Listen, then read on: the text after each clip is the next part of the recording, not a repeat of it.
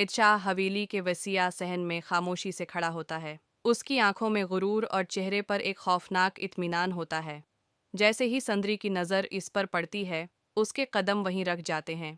اس کا چہرہ یکدم زرد پڑ جاتا ہے، ہاتھ کانپنے لگتے ہیں اور سانسیں بے ترتیب ہو جاتی ہیں۔ وہ گھبرا کر چند قدم پیچھے ہٹتی ہے۔ اسے پہچاننے میں ایک لمحہ بھی نہیں لگتا۔ یہی وہ شخص تھا جس نے کبھی اس کی زندگی کو تاریکی میں دھکیلنے کی پوری کوشش کی تھی۔ ڈری سہمی سندری غلام کا ہاتھ پکڑ کر کانپتی ہوئی آواز میں پوچھتی ہے، یہ کون ہے اور یہاں کیا کر رہا ہے؟ میں یہاں نہیں رہ سکتی، مجھے ابھی میرے گھر واپس چھوڑ دو۔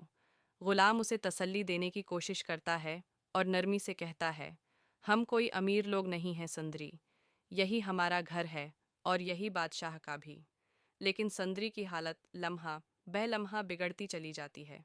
اس کی آنکھوں میں خوف صاف جھلکنے لگتا ہے۔ غلام اس کی حالت دیکھ کر مجبور ہو جاتا ہے اور اسے فوراً کراچی اس کے گھر چھوڑ آتا ہے۔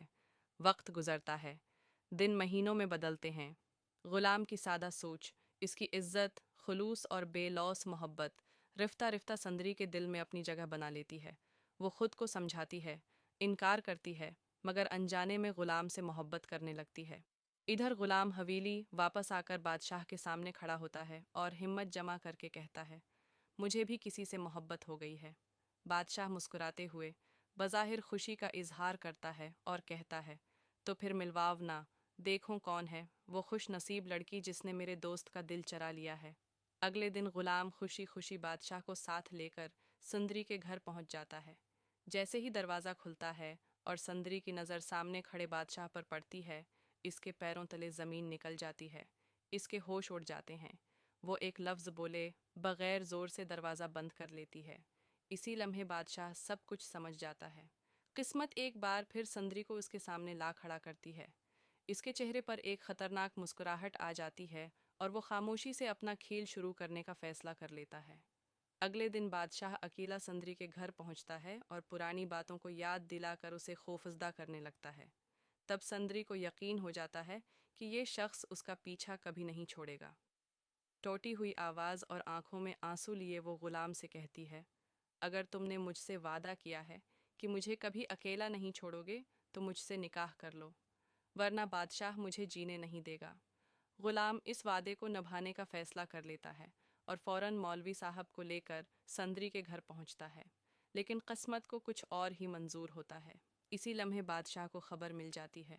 وہ غصے سے پاگل ہو کر ہتھیار لے کر وہاں پہنچتا ہے۔ غلام کا گریبان پکڑتا ہے اور سندری کو زبردستی اپنی گاڑی میں ڈال کر حویلی لے جاتا ہے۔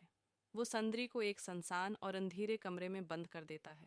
کچھ ہی دیر میں غلام بھی وہاں پہنچ جاتا ہے اور بادشاہ کے سامنے کھڑے ہو کر للکار کر کہتا ہے، میں تمہیں سندری کے ساتھ کوئی بھی غلط کام کرنے نہیں دوں گا۔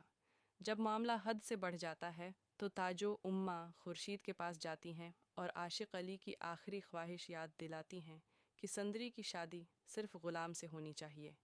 اب خورشید مزید خاموش رہنے کا فیصلہ نہیں کرتی۔ وہ شیرنی بن کر سامنے آتی ہے اور دو ٹوک فیصلہ سنا دیتی ہے، میری بیٹی کی شادی صرف غلام سے ہوگی اور اس فیصلے کو کوئی بھی نہیں بدل سکتا۔ یہ سن کر بادشاہ اندر ہی اندر جل اٹھتا ہے۔ وہ غلام کو دھمکی دیتا ہے، تم نے دوستی سے غداری کی ہے، اس کی سزا تمہیں ضرور ملے گی۔ شادی کی تیاریاں زور و شور سے شروع ہو جاتی ہیں، مگر اچانک بارات غائب ہو جاتی ہے۔ غلام کا کوئی اتا پتہ نہیں ہوتا۔